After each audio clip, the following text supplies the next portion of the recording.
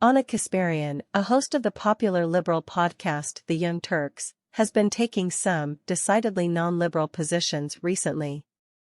From complaining about the cost of converting the energy sector to electricity to saying that she is a woman and not a birthing person, she has made some of her viewers furious.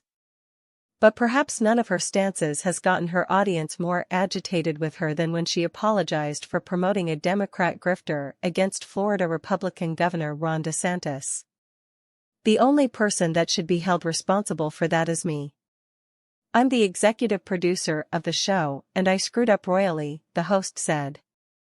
Jones, a former Florida Department of Health data analyst, gained notoriety during the COVID pandemic by claiming that the governor asked her to alter data, a claim that was found to be false, and recently claimed that the governor had her son arrested, Fox News reported.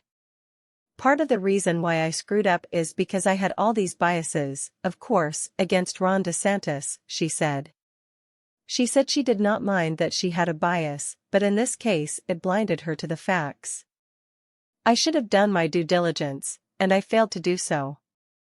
By failing to do so, I feel like I misled the audience into thinking that Rebecca Jones is some sort of hero," she said. But she also blamed the mainstream media for assisting in promoting Jones' lies about the governor. "If they're not doing their due diligence, if they're allowing their personal biases to stand in the way of actual, factual reporting, well, that's unfortunately going to trickle into the way independent news sources cover these stories as well," the host said. Fox News reported.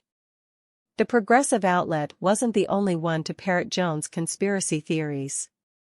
CNN and other media outlets elevated Jones' stories to the national level in 2020, taking them at face value. From May 2020 to December 2020, Jones made several on-air appearances on programs like New Day, Out Front with Aaron Burnett, and fired CNN anchor Chris Cuomo's show, Cuomo Prime Time. The Young Turks host said she regretted promoting Jones and wanted to avoid helping someone who might be a grifter from fundraising off of our own audience members. As speculation continues around a possible presidential campaign by Florida Republican Governor Ron DeSantis, he just made an announcement that could be a step in the direction of his campaign starting. The popular governor and his wife, Casey DeSantis, will appear at the Republican fundraiser at the Feenstra Family Picnic, which is being held by Representative Randy Feenstra in Sioux Center. In Iowa, like Florida, freedom is valued, parents' rights are protected, and faith comes first, the governor said to Fox News. Congressman Feenstra is a strong conservative with a record of delivering results, and I'm happy to support him. And Representative Feenstra, who is holding the fundraiser for the Republican House Ways and Means Committee, praised Governor DeSantis. While liberal states shut down their economies, forced businesses to close, and kept our kids out of the classroom, Governor DeSantis championed freedom and common sense.